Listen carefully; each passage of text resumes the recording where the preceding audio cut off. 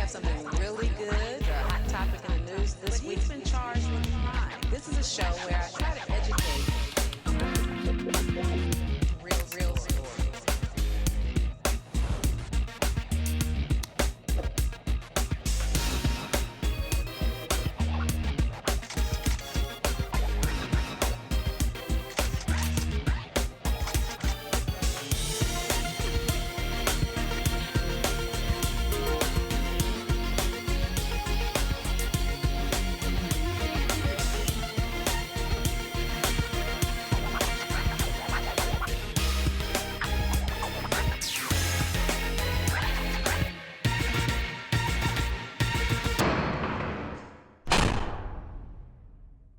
Thank you for watching Truth and Justice with Vivian King. We're going to open the case of an illegal search, and I have two rising stars in the audience with me today at my panel, and the first person is Attorney Cory Roth.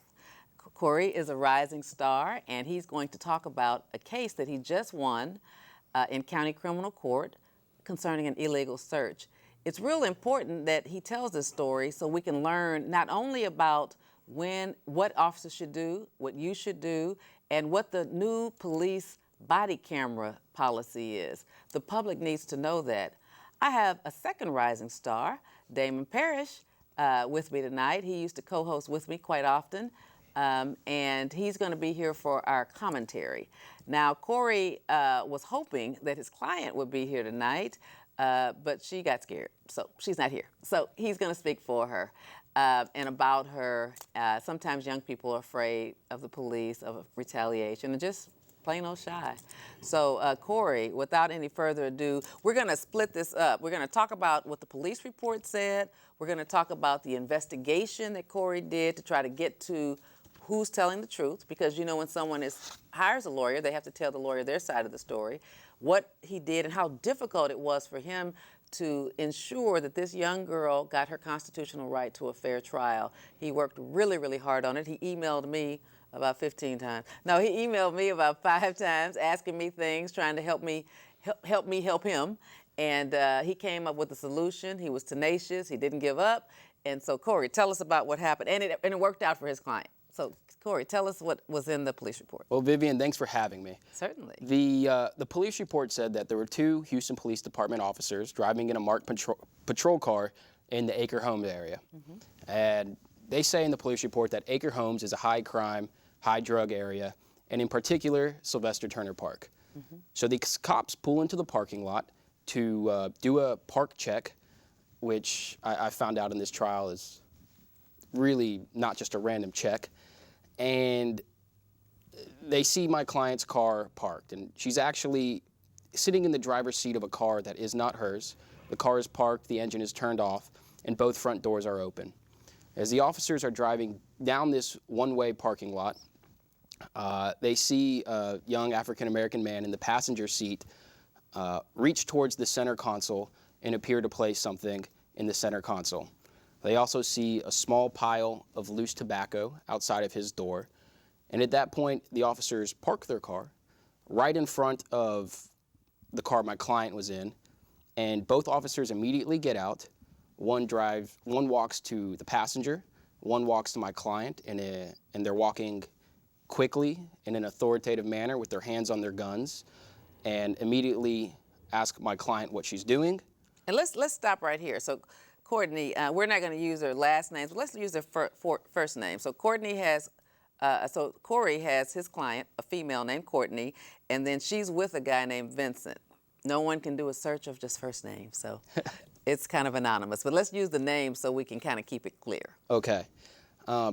So Courtney's sitting in the passenger seat, and there's actually 2 officers. There's a training officer who has 5 years of experience, and there's a brand new officer who had just graduated the academy. And the one that just graduated the academy is the one that goes to Courtney, puts her hands in cuffs while she's still sitting in the vehicle. I mean, the officer contorts my client. Wow. It was painful for Courtney, and it was embarrassing. And then Courtney is forced to stand leaning up against the front bumper of this cop car in the middle of this public park. Where everybody can see her. There's softball games going on. Kids are at the playground, and she's embarrassed and uncomfortable. At this point, the training officer from HPD turns on his body camera and begins to search the vehicle, starting where Vincent was sitting. And the officers say there were 2 blunts in plain view. And one blunt that they saw Vincent place was on Vincent's side of the ashtray, leading towards Vincent. The second blunt was deep inside Vincent's side of a cluttered center console. After the officer finds those blunts, he searches Courtney's purse in the rear passenger seat. He doesn't find any paraphernalia, no marijuana, nothing at all. Then he walks to the driver's seat where he does another thorough search, and he doesn't find anything linking Courtney to the drugs. The officer then takes the keys out of the ignition, walks to the trunk, and at no point in his offense report, he says he smelt the strong odor of marijuana outside of the trunk. But the officer opens the trunk, and about 10 seconds later, he says, "It smells like weed in here." And then about 5 seconds later, he says a cuss word, "Yeah." And that's when he finds a large sack of weed with smaller sacks of weed inside a men's shoebox. Now let me stop you there. So Courtney gets arrested for possession of marijuana. Is that correct? Yes. And she comes to you, she hires you, and she tells you she's innocent. Exactly. She's innocent. And why do you think, what was the probable cause to justify arresting her? They know the car is not hers, it's registered to somebody else, because obviously they can run that. It's in a trunk in a men's shoebox. She's a girl. So what is the probable cause that was read to a neutral magistrate to say that they believe that that was her? She was in care, custody, and control of what's in a man's shoebox. I think what the state thought was probable cause was simply that she was in the car where marijuana was found. And as we know, mere presence, simply being in the same place, is not enough to arrest somebody. And you don't have a responsibility to stop someone else that's committing a crime. We're not the police. So even if you go to a park and someone sits in your car and they start smoking weed, you have nothing to do with that. And you don't have a right to tell other people what to do. And that was actually one of my themes, is that Courtney's a shy person. It wasn't her place to tell her friend what to do. And she was in a bad neighborhood, and she was too scared and too smart to walk home alone with the sun setting. Right, with the sun setting. So, I mean, that could happen to anybody. So, you know, one of the questions this begs, and Damon, since I've invited you as a rising star to have a commentary tonight, I want you to be thinking about and pondering these thoughts. What are our rights? As citizens, what are our rights? And do we have the right to be left alone? And, I'll give you another one. All right. Do we still have those same rights that we were taught in constitutional law if we live in a bad neighborhood? All right. Do we lose our rights if I live in 3rd Ward, so do I lose the rights that people have in River Oaks? Or do I have those same rights? Ponder those thoughts for me, Damon. Can I add one? Yes. It doesn't matter what skin color you are. All Can I add righty, that one as youngster, well? go ahead. go. You not scared? Nah, not even a little bit. All right, and I know you're not scared, Cory, because Cory helped me with a capital murder, so I know he's not scared. And Damon's been around, so I know neither one is scared. I'm just teasing him. So go ahead. With a federal case as well now. Come on. Don't Oh, yeah, you helped me with a federal case. I'm sorry. You're not guilty on it. Oh, yeah. Oh, you've been rising longer than Cory. You've been around long. Okay. I may have risen already. Yeah, I think he might have already arrived. Okay, I'm sorry. I forgot. You've been around longer than I remembered. Okay, you did help me with a federal case, and I got a not guilty. That's hard to do. Thank you for reminding me. Okay. I haven't forgot. All right. Thank you. All right, so tell me, what was your approach when you knew that you had a shy girl? None of the facts in the police report made sense to you, Cory. So tell me how you approached your investigation. Well, the way I approach my investigation is I let my client tell her story from her point of view. I like to get to know my clients and see if what they're telling me kind of adds up with their personality. And based on what Courtney was telling me, none of this made sense. I think if she were at a park in Meyerland or Bel Air or Memorial, she would have been allowed to call her mom or her grandma, and she would have got home. And Courtney actually thought that's what was going to happen when the cops arrived. Right. She thought she was being saved. Right. So the first thing I did was I want to know about my cops. Who are my officers? So I find out what classes they've taken. I subpoena the classes that they've taken. I subpoena their disciplinary history, their education history, and I go to the scene. And I tried to go to the scene at a similar time, and I take pictures, and I just feel out the area, feel out the neighborhood. And So you weren't scared to go to this high crime neighborhood, or did you take your buddy Damon with you? I actually went by myself in my little Miata at the time. That's what concerns me. And you don't live in a high crime neighborhood, so you just did your job. Thank you. Okay. Anything else? What did you see when you went there, checking out the scene? I saw a really nice park. I mean, it was well maintained. There were softball fields, trees, people were working out. Isn't that interesting? It was a high crime neighborhood according to the police officer, but yet kids, when she got arrested, were playing softball. That normally doesn't happen in what you think is a high crime neighborhood, because it would be too unsafe for moms to be there and cars to be parked. So tell me, did it match what you saw in the police report? Not at all. I mean, this It was a black neighborhood, sure, but it didn't match with a high crime neighborhood. You didn't see people selling drugs, walking around with crack pipes. You didn't see a bunch of crackheads running around begging for money. You probably saw one, huh? No, I didn't see any. I mean, it's like this park was an enclave, you know, where good people go to do what people do at parks. Right. So at that point in time, I got very suspicious and very concerned that my clients' rights were violated, and we found out they were. Okay, now tell me why you were bugging me about this body cam policy. I was bugging you about Lovely, though. I enjoyed every minute of it. About the body cam policy because it's new technology. We've seen over the past year how cell phone cameras and body cameras are, vindicating victims of police brutality, searches here in Texas by state troopers and all around, and it had been covered by the local media.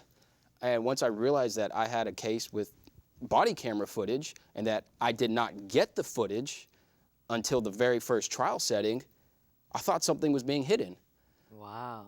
And, Now, when you were emailing me, I know you'd subpoenaed the body cam, and had you gotten the footage when you were emailing me, or what? No, it was actually very difficult to get the body cam footage. Remind me, a lot of people email me with questions and things because I'd been working as a community activist about body cam policies with HPD officers, with sheriff's departments, with local ministers against crime, and I know you know that. So tell me, what was your first obstacle in getting the body camera? I'd say the first obstacle was the prosecutor saying there is no such thing as a body cam footage or body camera policy, and that they don't know how to get the actual footage. Now, did you think how did you know there was a body cam? Was it in the police report? It was in the police report. The officer said he uploaded the cameras or the footage to the database. Right, okay. Cool, all right, so you know you got to get it. And did it concern you that the prosecutors weren't as vigilant getting the evidence that's needed to tell who's telling the truth? It did concern me. The prosecutors thought this was a strong case, and kind of like Paul Kendall's case last week, this was one that's assigned to an intern or a baby prosecutor to give them experience, which really, really upsets me because my client... This is someone's life. Exactly. And it's not to be played with, and people use it as it's a game.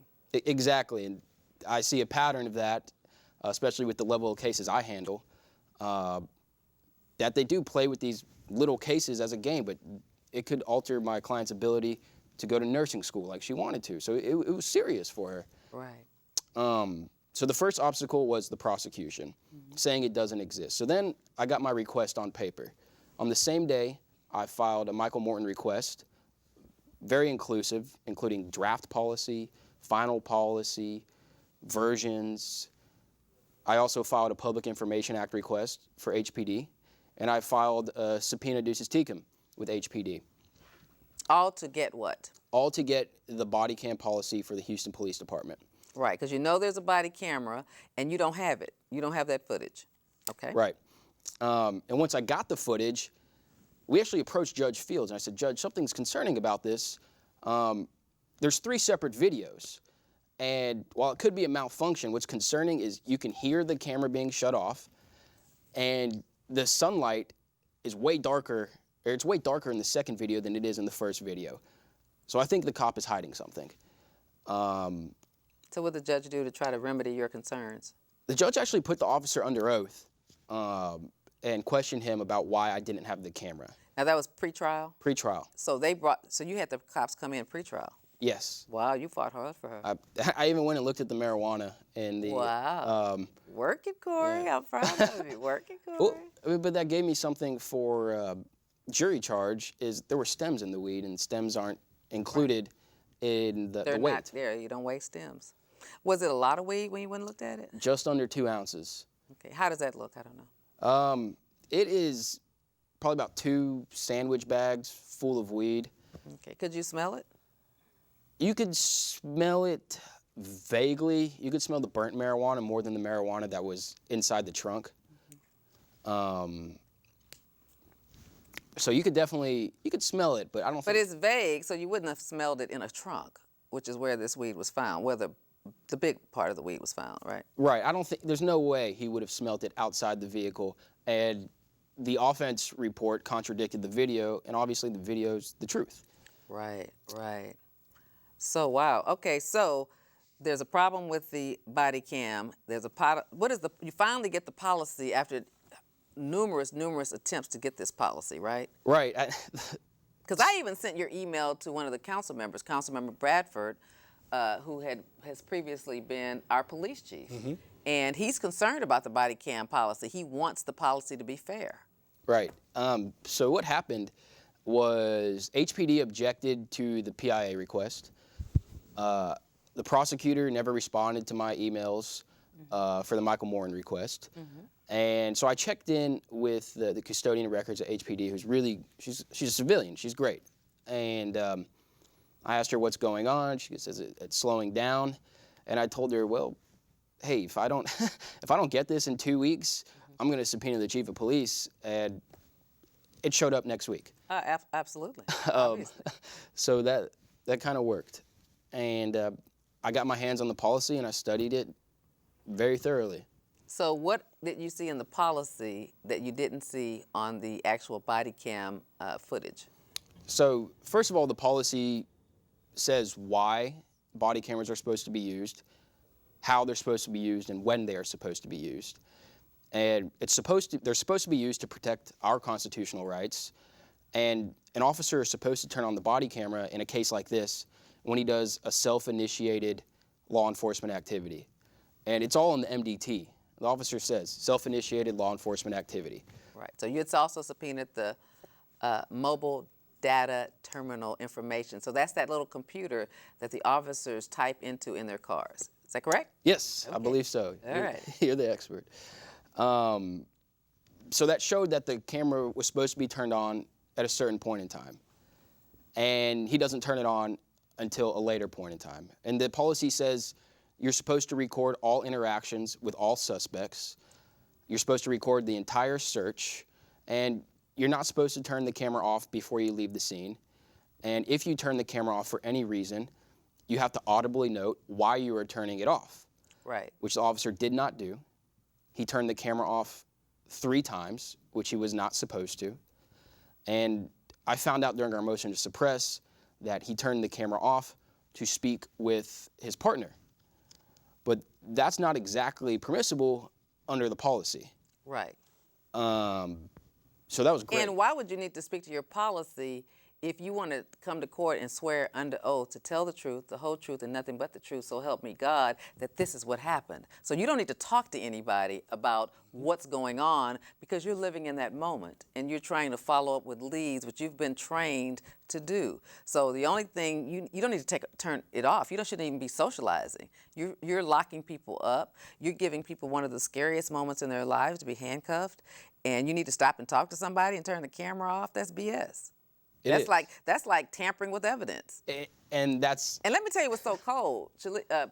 Former police chief, who's a city councilman, Bradford, actually wanted that to be actually in the law. He actually tried to help State Representative Ron Reynolds write the body cam policy for our state. He wanted it to be as soon as they stop someone, the lights go on and they stop someone, it's on and it never goes off. It's immediately uploaded, similar to a 911 tape, and it's just evidence. It's not even evidence. It's just evidence until somebody gets it. It's just information. Like 911 is just information. So if it's uploaded, it's information, and it doesn't become evidence until one side or the other asks for it. And if you're turning it on and off, you're tampering with information that could lead to evidence. And you're tampering with evidence if you're actually in a search of someone that you're about to arrest. That's evidence. It's evidence of what you said. And so that shouldn't be turned on and off. Now, what the police chiefs will give us, both with HPD and the sheriff's office, is that, well, civilians might be captured on the video, and we want to stop that. When have they ever cared if civilians are captured? I mean, it's just, and that's nothing illegal about that, because when the news media goes out, they capture everybody that's around, and there's nothing illegal about that. Everybody has a right to use a cell phone or a camera, and if the officers use a camera, hell, if you do something on 911 and you don't know, they don't care about that. They put those 911 tapes all the time. They don't ask people for their permission. Right. I mean, they could just be the 911 operator. They're not a suspect or anything. But the media publishes people's voices, faces, images as news. And so, but I've been in all of the, a lot of the meetings on why they don't want to publish a policy or have a policy, but it doesn't make any sense. I think that's kind of funny, because the government's first argument every time there is a search, such as in my case, is that, well, she didn't have a reasonable expectation of privacy. Right. No one has a reasonable expectation of privacy, but they're saying that bystanders do. Well, not really. I mean, because you're not doing anything. You're not saying who they are. You're not incriminating them in any way. I mean, they're just part of life. There's nothing wrong. We have a right to take people's pictures or images. And it's not being sold for profit. Exactly. Which is the real kicker. If it's sold for profit, then you owe that person some sort of due diligence or whatever to protect their privacy. But if it's just being aired for public, then you're correct. For free speech. That's exactly it. But let me tell you what's even colder, because I've had a client on First 48. I mean, they're doing that for profit, and they're filming those people, and that should be illegal, really. I mean, if you're going to make money off of filming people, but they do it without releases. Because I have a client that I've been on First 48 that I freed, got his case dismissed because they had picked the wrong person, and they were still airing that episode. We were getting hate mail from it because I had him come on and, talk about what happened. Same thing with Cops. Cops has been on TV since when I was a little kid, and they always show everybody walking around looking at the cops, looking at the lights and seeing what happened. You see police chases with cars all the time. And people are making money off of that, off of cops. Absolutely. And so that's just an interesting argument that police officers make. So we want to throw that out there if you're at a civic meeting or you're trying to get on one of your city council persons or your next mayor about these policies. That doesn't make any sense. We want them on, and it's information. Exactly. Okay. I couldn't agree more. And, so basically this officer violated the policy numerous times. He didn't record the entire search. What really spiked my suspicion and kind of proved that he was trying to hide something is that every time he spoke to Vincent, who was obviously intoxicated and slowed down, he turns the camera on. Right. But every time he talks to Courtney, he turns the camera off. Wow. And actually, the one time she's on camera, which was before he got a chance to turn it off, Courtney was lucid, she was sharp, she was honest. It helped us. Right. And the last thing is he turned the camera off before he finished transporting her, and because she was of the opposite gender, that was supposed to be recorded. Wow. So you made it to trial. So how did that go? Did you actually pick a jury, or were you doing it just to the judge, to the court? So this was actually our 11th trial setting. Oh my God, it's been reset that long? So it's a year old. The case is a year old. We actually won the case on the 1-year anniversary of her arrest. Wow. Wow. So Courtney was I was excited about that, probably more than her. I'm proud of you. Thank you. So yes, we elected for a jury trial, kind of knowing the opinions on marijuana in our community. Do you have a moment to hold that thought? We're getting a phone call. Thank you for calling, and state your comment, please. Hello, how you doing, Miss King? Good. How are you? I'm doing good. You're looking lovely tonight again. Thank you, darling. I think the chief, was concerned about the bystander. I think he's worried that they might be a good witness. They might, if the police is doing something wrong. Right. I think he's probably afraid that they might come out in court. That's a good point. Because if you have them on video, you can maybe go back to the scene and make a still photo of that person and go out and say and look for him. That's a good point. I like that. Caller. And not only that, not only that. I mean, anytime you step out your house, you're subject to being videotaped on camera because there's cameras everywhere. So I don't think that was a good argument. But you worry about the citizens being privacy. They've never worried about it before. That's right. Well, look, that's all I got to tell you. You have a good show going tonight, and I'm not going to, interrupt the flow. I'm going to continue to watch. Thank you for watching, and thanks for calling. Bye. All right, so continue your thought, Cory. Yeah, we selected a jury, and Judge Fields gave me plenty of time to use my PowerPoint to pick my jury. All right. And, just kind of felt out, people's opinions on possession and why a person wouldn't leave a location where drugs were in use, and people's opinions on the police and body cameras. And Now, did you find that most citizens think that body cameras are not going to be turned on and off? I've been asking people, like regular, very conservative people, that's all in the news right now. And did y'all know that, because I'm on the City of Houston Parks Board, so and there's some really rich people on there, and so I've asked them, do you think that all the money that's being spent for body cams, did you know that they'll just be able to turn them on and off when they want to? They're like, no, isn't that the point in getting the body cam? Right. I thought it was so we would see all of the police and citizen interaction. So nobody expects that. So it's so interesting. And I've been telling people, because I want them to be aware of this. This is just another trick. And as citizens, we don't need to spend this money if the cops can turn it on and off. They have enough tools that they can turn on and off. They did that with the dash cams. Mm-hmm. So. And their little lapel mics as well. And when they used to use the mics, they turn them on and off. So we don't need to spend money for that. Right. And to answer your question, I think the 30 people on the jury panel, they expected the officers to follow their own policies, and they strongly agreed that officers should follow their own policies regarding body cam use, and that the cameras should be on from start to finish, and there really shouldn't be any gray area. Wow. So you knew that they had the right attitude. Yeah, absolutely. So how did it start? So did you start off doing the motion to suppress before actually putting? How did it go? No. So we picked the jury. Then we did opening statements, and the judge asked whether we had anything to take care of. And at that time, based on the jury I got, I was kind of thinking about maybe not doing the motion to suppress.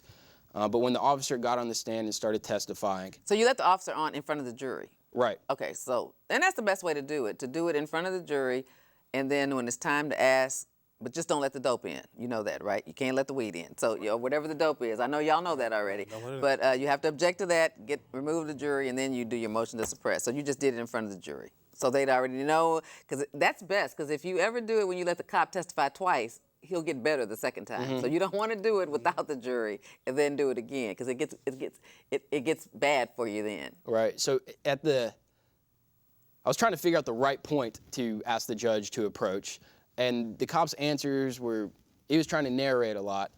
And once he got to the point where he pulled into the park, I said, Judge, can we approach? I have something to take care of. And the judge asked the jury to step outside, and he said, Judge, it's a warrantless search, and he put the burden on the government, and they tried to establish that it was a consensual encounter. Wow, okay. Which I didn't. When you handcuff someone right away? Right. Right, okay. And there's a great case that says, if you're boxed in and the cop is moving with authority, and you wouldn't feel free to ignore him. Right, because he might get shot. Right. It's not a consensual encounter. It's a detention. Right. And Judge Fields disagreed with that. But the DA wanted to prove up probable cause to arrest my client, and the judge had a problem like I did, that mere presence is not enough to arrest somebody. So the cop testified, Courtney testified, judge granted my motion. Jeopardy attached? Jeopardy attached, right, because the jury was sworn. And So, Damon, wake up. Yes, I'm here. So what do you think would have happened differently had the jury seen what what Cory did. Well, I mean, as far as what the cop did, and I'm just saying, where I am in my practice, I would have probably done it in front of the jury. Everything I would have said, did you have a warrant? Everything that you did, I would have done in front of the jury. Why not? Why not? Yeah. Why not? That's what I would have done. I mean, it was a great motion to suppress, so you didn't have to, because the Judge Fields is fair and neutral, and he did the right thing, in my experience. And then but I'm just telling you, next time consider doing everything you did in front of the jury. I think that would have definitely saved time had the judge not granted my motion. Well, it doesn't, because if he didn't, then they get to testify again, and so they sharpen up because they know what your questions are. Right. You see what I'm saying? Yeah. So then they sharpen up. So then the DA is going to call them first, and so on direct they're gonna sharpen up everything that they didn't when you got them when you got them the first time. So then they're going to say, I did. They're going to start narrating to cut off your great cross. You see what I'm saying? I do. So don't do that again. Well, thank you. Don't do that again. I recognize that, but I think there's also a benefit to doing it without the jury seeing it, because if it gets suppressed, say there's more than one issue, there's drugs and something. If it gets suppressed, they never hear the drugs, right? I think another thing is, with the way Cory did it, if you iron down a testimony of somebody via cross, I would actually, if they came back later on direct in front of the jury and said something differently, that'd be great as well, because I have you on cross, under oath, making one statement, and now being questioned again, you've changed your story for another statement, and that would come in. Yeah, that sounds good, Damon, and that's why it's a practice, and you learn. Do that, okay? All right. But let me tell you why, in my experience, that's not good, because I've done it both ways, is that you don't have the transcript. So it's good to get someone a second time when you've had time to have a transcript and study it, so that you can it's more powerful if you show it to them and say, now, didn't under oath in a previous proceeding you say this? Mm-hmm. But you don't really have time for that. So then if they change their story, you got to go by your notes. They're going to say they didn't say that, and then you have to wait for the court reporter to read it back. So, it can get a little edgy if you have a slick cop. Now, he had pretty young cops, but if you're dealing with those experienced narc cops that have been around 20 years and you let them testify in a motion to suppress where you're doing it in the right order, you ask the questions first, did you have a warrant, blah, blah, blah, blah, blah, and then on cross-examination, the prosecutor just tries to establish probable cause without a warrant and why it's okay, the exceptions to the warrantless search or detention. I'm telling you, if the judge doesn't grant it, and then the prosecutor then starts their case in chief with putting them on first and asking those direct questions, they're going to fix all of that. They're going to fix it so good. Now, your cross is still going to be good, but it's not as powerful. I understand that. But try both ways, and let's talk about that again. Will do. You made a comment about the age of the cop. So my officer, the training officer, did only have 5 years of experience. But what worries me is he was the cadet of the year. Wow. The rookie of the year. Wow. And he has 14 to 16 commendations. Wow. For his self-initiated law enforcement activities. Wow. Which to me was like a red flag. This guy's violating people's Fourth Amendment rights all the time. Wow. And he's teaching. Wow.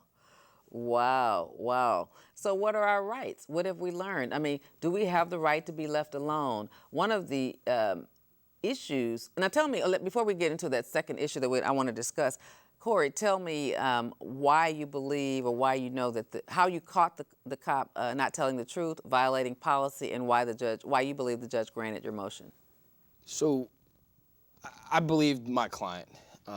She came across as credible to me, and what she told me was pretty different than what was in the offense report. And I caught the cop because I worked hard to get the body cam policy.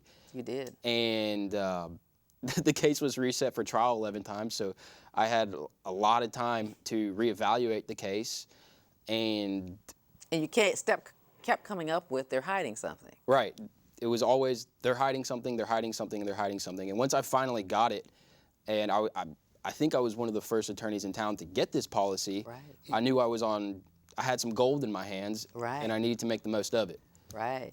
And I think Judge ruled the right way because he was not happy that the prosecutors didn't evaluate the case properly and that the officer violated policy.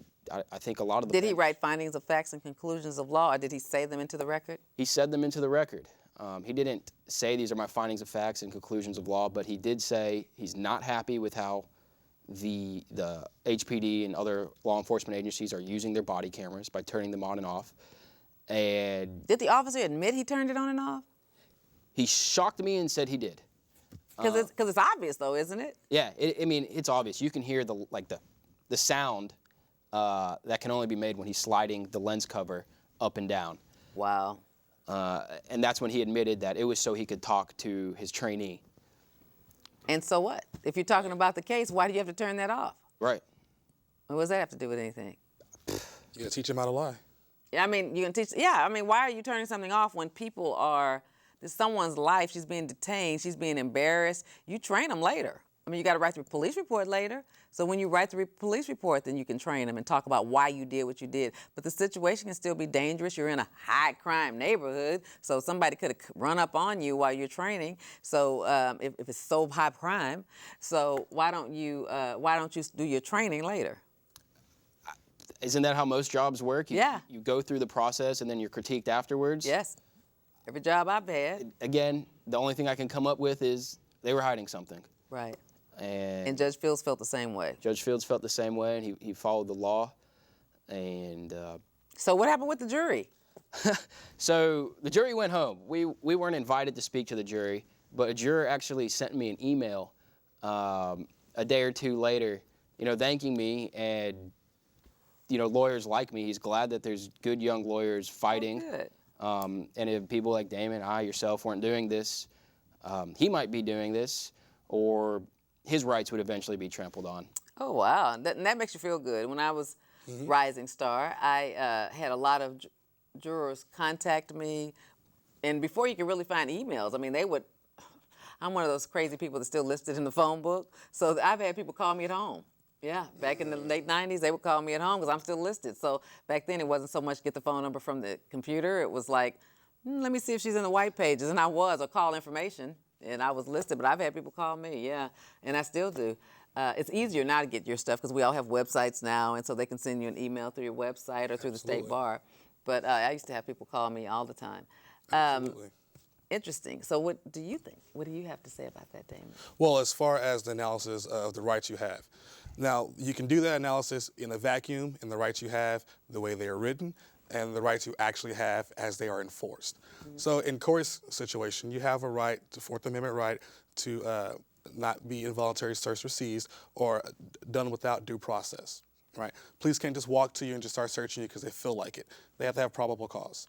Probable cause exists in a litany of ways, and there are a lot of different ways they get around it. So in Cory's situation... Well, let me lighten it up a little bit, because probable cause is pretty strong. So it can be reasonable suspicion to believe a crime is occurring.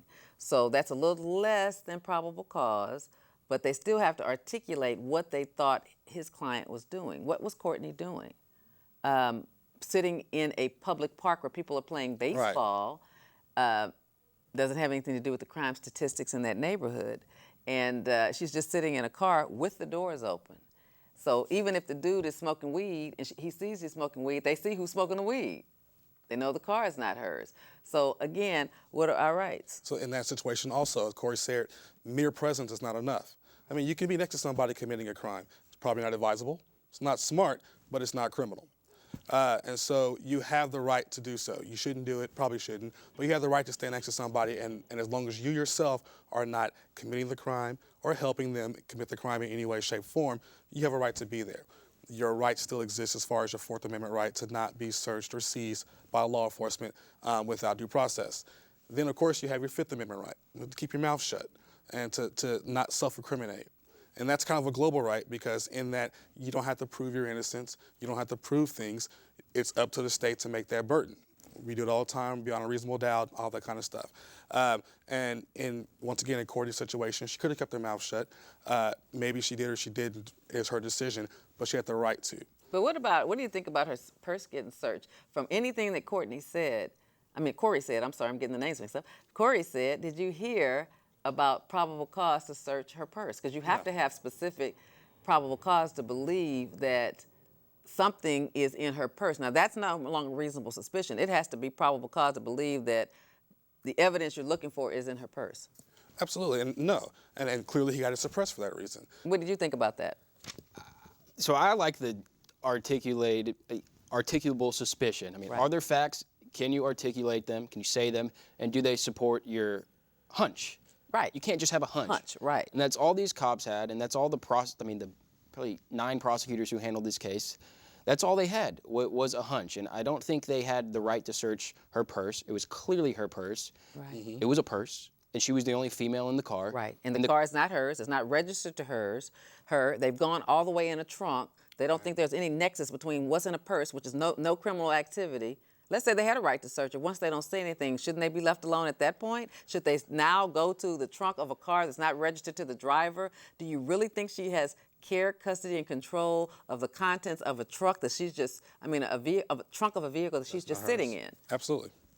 They don't. I don't see how a reasonable person could come to that conclusion unless they were, a hero like my officer who is just so righteous that he wants to get all the drugs off the street. And that's fine. That's a good thing. But Or take it out of the car and throw it away. But you don't know whose it is. So, it's not like it's hers. You can't really say it's hers. And I would say to Cory, I don't think your officer was a hero.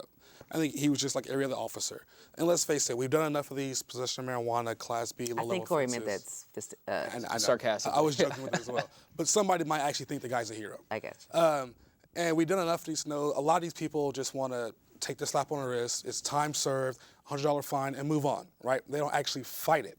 And I think Because it's too expensive to fight it. To get a Cory, But we to have get to a start Vivian. to get us to do something like that. It's not many of us that'll do it because we believe in people and we're not really getting paid to do that part of it. But we want to, enforce people's rights and let people know.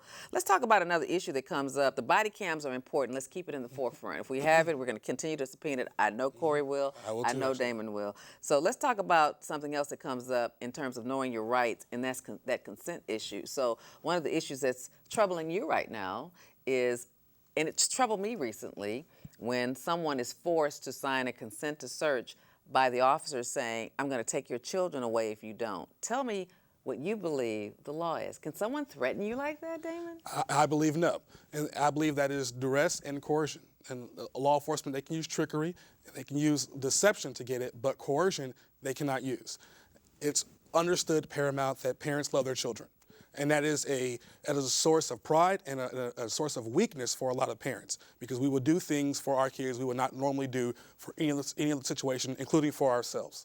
And for an officer to threaten to take your children away just to get consent to search, or Instead of doing it the right way, Instead of and getting go get a warrants. search warrant. Which a lot of times, and especially in Harris County, it's not that hard. We have judges who are, at least 10 of them, who are 24 hours a day on call for blood warrants and everything else. They don't really scrutinize officers' requests for warrants either. They're just going to robo-sign it. So it's really a phone call and maybe a 30-minute wait.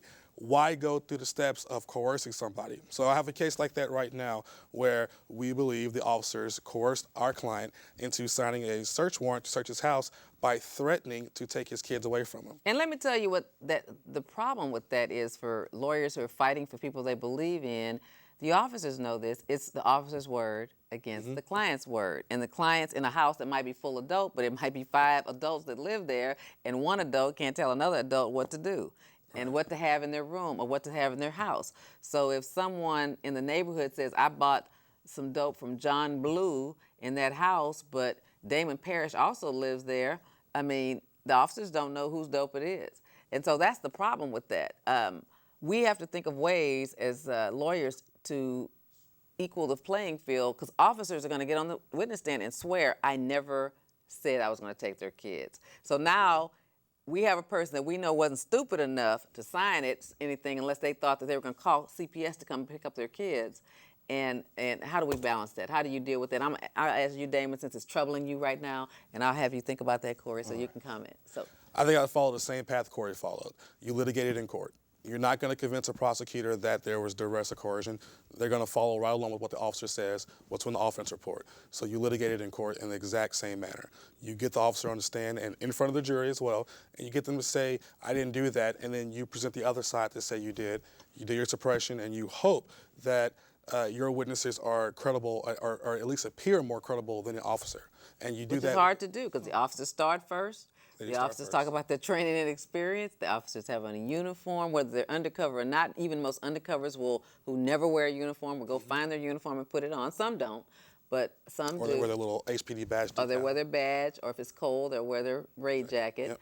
So one of the things I try to tell my clients is, if you're going to sign something and it's under duress, write it down. I know that's hard to remember, and you don't think you can do that, but if someone's saying, I'm only signing this because the officer said they're going to take my kids, trust me, that won't make it to court. So it will not make it to court. But if you have to sign something under duress, write down why you're signing it and see what happens. Well, you know, Vivian, I had a similar situation earlier with a suppression where the officer threatened to take my client's girlfriend away. Say, hey, either you take this or she takes it, but one of y'all's going to jail. And so on his consent, he wrote, all right, I consent to this because the officer said he'll take my girlfriend away. That's an OGO. What you call them, OGO? OG. OG. But then the officers took that consent, tore it up, and had him do another one. And this time told him what to say. I did the consent and signed it, and based off the second consent, went again and searched the house and found the drugs they'd already found. And now they have, he arrested for a felony offense. Wow. That case was suppressed as well. And how did you convince the judge that that happened? So I used totality of everything. I used the fact that my client testified to this, his girlfriend said the same, right? And then their testimony of what they gave was consistent and supportive of what the same thing the officer said, with the only difference being the officer saying they didn't say that. So time, Did the officer location. admit that he tore up its consent? Oh, no, of course not. But luckily for me, he did it stupidly. So he took, he was out of consent form. So he took the top half of the consent and then photocopied on top of another one. So you can kind of clearly see that this consent form looks a little different. You can kind of see it was a little skewed. So he went somewhere and copied it? I'm not sure what he did, but this consent form, you can look and see it just felt altered. funny. Yeah. And you couldn't put your finger on it. It's one of those things where you can't recognize what's funny about it, but something feels off about it. And so the funniness of this consent form, coupled with everything else that had come out, and the silliness of some of the things the officer said, and the judge suppressed it. Wonderful. That's a good result. So what do you think about that, Cory? I think that's some pretty shady stuff. Just like, deleting the video footage on a body cam. And Judge Fields actually said he would consider a spoliation instruction for the destruction, altering, tampering with body cam footage. Not would, but he should. I mean, that's clearly, as Vivian said, tampering with evidence and Right. spoliation. Well, explain that to my viewers. Basically, if there's evidence and it's tampered, destroyed, lost, and it was due to the fault of the police or the prosecutor, you can get a jury instruction from the judge saying, if you believe that there was evidence, it existed, and it was tampered with, destroyed, or lost due to the fault of the government or any of its agents, any of its employees, you can presume that it would have benefited the defendant. Mm-hmm. Wow. So it's a great tool. And back to kind of the debate about whether to do the motion to suppress in front of the jury, I think in your case, Damon, it would be great to do it in front of the jury because you can also get a 3823 instruction. Exactly. And if the jury might disagree with the judge about whether the... And see, that's what I want to do. That's another reason why I do it, because when I first became a defense lawyer, nobody suppressed evidence. Really? So no judge, no. In 1995, they didn't suppress any evidence, no. In the 90s, they just weren't suppressing evidence. That's when all the bad law came out. Cops could do whatever they want to do. Oh, yeah. All the 90s, all of the 2000s. It's just in the last, 3 or 4 years, 5 years that we started getting things looked at again, and we got some cases for ourselves. So no, it's not going to happen. So what's the point in letting them have 2 bites at the apple, right? And the surprise and the shock of a good cross comes when the cop doesn't know what you're going to say. Mm-hmm. I've had it happen. When I've done it outside the presence of the jury, and then when we do it again, I'm like, damn, the prosecutor's asking all my questions. They bring out the direct, all of those little weaknesses that could have been adding up to the totality of the circumstances in our favor. So you don't want to do that. And you have to trust who you're going to tell your facts to. Because the problem with when we tell prosecutors that they were threatened to take their children away, what's the first thing they're going to do? Let me call the cop. Let me call the cop. They're going to fix it, But even if they're being sincere, they really kind of have a duty to call the cop, and say, look, I heard you did this. Did you or did you not do it? So the prosecutor doesn't know. And so when he says no, now the officer knows he has to be ready for that, right? And so they're going to deal with that on direct. Right. So you have to know whether you're going to do that or not. Now, I had a big, over 400-gram cases, many kilos, one of the biggest kilo cases I had. And this guy was looking at 25 to life. It was set for trial. I had a prosecutor offering 40. I'm scared to death, right? Because it's one of those coerced consents. And why they didn't do it the right way, I don't know. I had a prosecutor that was going to, show his muscle on me. He was very experienced, and we were just gonna have to duke it out. I ain't no punk, and we're not gonna do it like this. You're gonna have to give it to us. And by the grace of God, prosecutors changed on like the third or fourth trial date, and that prosecutor, thank God, looked at it and said, and in addition to my motion to suppress, it was coerced, and we're gonna fly the other witnesses down from Chicago. And she did it because her father had just had a heart attack. And he had just had open heart surgery. He was an elderly man, and he was here visiting. And when the cops ran in on the property, they made everybody get on the ground, including the father. She wasn't there, just the men were there. So they were trying to search it. They called her to the scene. So we had cell phone records. She was called to the scene to sign the consent, because none of the men there would sign the consent. So they called her to the scene to sign it. So we have their cell phone records. I said, look, we're going to show their cell phone records. And we're going to fly him down from Chicago. He was here recovering, but he's going to come down from Chicago to say what happened and show his medical records and how sick he was, and would she have really signed it? Would she have come home to sign when nobody else would sign if it was her father? So her husband, it's her husband's in-law, so he wasn't signing it. Let him have a heart attack. So when they brought her home, she's not gonna let her daddy have a heart attack. And so when she saw, and they said we're gonna take everybody to jail. Absolutely. She wasn't gonna let her daddy, who had a weak heart, who might get infection, who's 70 years old, go to jail. So she signed the consent. And but I had a good, honest, experienced prosecutor. The second one was too. And he said, Vivian, you don't have to worry about that. I'm dismissing it. Yeah, that's a rarity. That's a rarity when it's that. It was a lot of dope. Yeah, but it was the right thing to do, though. It was the right thing to do, and I think it was a judge that will suppress something. It wasn't the judges I had in the 90s and the new 2000s. It was a judge that would possibly suppress it. I don't believe in my second case I told you about with the consent that was kind of hinky. I don't think this judge is actually known for suppressing stuff. And then so after I had my hearing, and on that one, actually I didn't go to the jury. We did it in front of the judge, dispositive, which I don't recommend. But my client was 25 to life, and they capped him at like 7 years if I lost. So I kind of ran a risk and said, okay, 25 years if you go to trial and you lose, you're 25 minimum, or 7 years capped. And so we talked about it, and that's what he wanted to go with. I don't recommend dispositive motions, but nevertheless, we did. This particular judge I wouldn't do that. I just said that. This particular judge actually suppressed it, and can I tell you, when he did that, the entirety of the courtroom was silent. Like, everyone was silent. You can look around and you can see mouths open, and I didn't realize he was this kind of judge.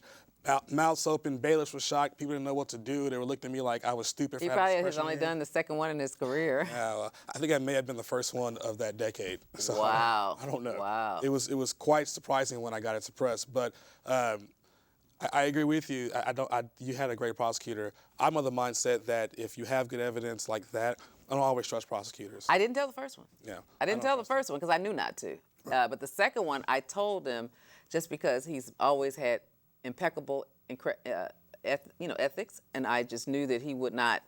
He would probably talk to the officers about it, but it wouldn't be in a way to make them, change anything. They didn't address that in the police report, but he just knew what I had, and he had enough belief in me that I was going to do what I said I was going to do, which I absolutely. I mean, someone's facing 40 years, and his guns in there too, and he's a habitual, so that's going to be 40 years ag time, and maybe more from a jury. They knew that it would be important enough for that family to bring the person down, and they were going to do it. Whether they could fly them or ride the bus or however they had to get down from Chicago, they were coming down. So he knew that we were going to do that because I wanted to make sure that we were going before they incurred that expense. Mm-hmm. So he knew I was going to do that. But I appreciate the fact that he realized that was just the wrong way to do it. And I'm like, and my mantra during this trial is, if it's that much dope and you've obviously gotten a tip, Just do it the right way. Which Just is get a warrant. damn search warrant. That's what the law is made for. And then we're going to trial. It's just perfunctory at that point, you know? Which, Vivian, has always been my confusion. You know, you go to this, you scratch your head and like, why do you just do it the right way?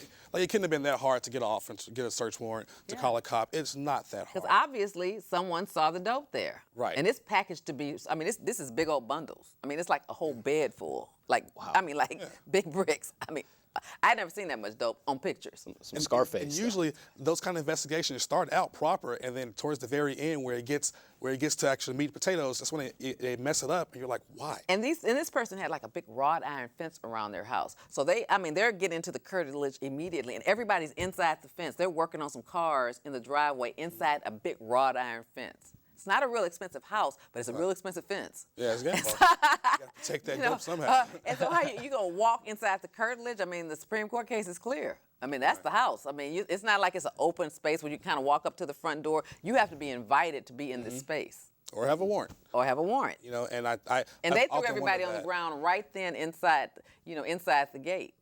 I mean, they're just starting off wrong, and what they're trying to get to is inside.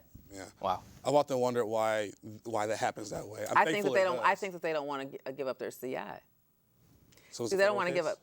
No, it's not. State guys have CIs. Yeah, but they're not usually as stingy as the federal government is with them. Well, if we didn't have 2 minutes left, I would tell you a very interesting story about a CI when I was a prosecutor, how these cops let there be so many resets, and then when the conviction was had, how they just turned him in and said he'd gone rogue. And I never knew that was their CI because it was an unrelated case. It wasn't a dope case. Really? It was another felony case in the 177th, which was Myron Love's court, in the original Myron Love's court. So, yeah, there are things that happen that you don't know about. And prosecutors don't even know about. I They might believe not that. know who their CIs are. They've learned, because back in the day, that we'd have to give them up a lot, turn them over. So if they're part of that probable cause and they saw something, then what? The defense has a right to know their identity, to subpoena them, and they don't want to give them up. Oh, I believe So that. that's why they're doing it the wrong way, because they don't want to give up their CIs, and they're not going in undercover, so they can't be the probable cause. Right. So they're not wanting to give up their CIs. There's a reason for it, but there's a reason why the procedures are like that. And if you're not willing to give them up, you got to let that dope transaction go, or wait till it's transported. And if it's a lot of dope, then they're not letting that go. Well, do it the right way. So we have a minute. So what's the moral to the story, Cory? The moral to the story, I think, would be trust your lawyer, give him the time or her the time to do what they think is the proper investigation, because it might pay off. And, try to know your rights, like you and Damon have said. Know that you don't have to consent to a search. No, make the government prove it. Right. Be kind to your officers. I would have thought that would have worked out for Courtney in this case, considering the complete lack of evidence linking her to the marijuana. It doesn't always work, but I think the law is the law, and judges and juries are going to follow it sometimes. And if not, you can always keep on fighting. That's true. Damon, do you have any closing statements? Sure. My biggest thing is always keep your mouth shut. I mean, no matter what it is, keep your mouth shut. I think a confession is the hardest thing to beat. DNA, fingerprints, all that kind of stuff, you can fight that, but doggone it, your own words are hard to fight. So keep your mouth shut. I agree. And I guess my closing statements are thank you for being rising stars, for fighting. You remind me of me when I fought with nothing, but with not enough money, but fought because the rights are there. We have to protect them. That's how we learn. That's how you learn. I've watched you guys do a great job. I forgot you'd been around so long, so I'm calling you a rising star. You are already a star. You quit dating me like that? Come on. I know. I was thinking you were just like a year ahead of Cory, but you're... Lord. Yeah, how long have you been around, Damon? 8 years this year. Okay, 8. And you're how many years for you? 2. 2, okay. But his dad was a lawyer, so he already knew a lot. Okay, so my dad is not a lawyer. Yeah, he probably has about 4 years now. Maybe 8. But he's fighting hard, and he's volunteering, and he's doing what he has to do. So thank you for watching another episode of Truth and Justice with Vivian King. I hope we've taught you something tonight. We hope we've taught you something about your rights, about body cams. You get out there and vote, and you make sure that your law enforcement officers work for the whole community and not just part of the community. Good night. Thank you for tuning in again. Tonight we have something really good, a hot topic in the news this week. He's been charged with crime. This is a show where I try to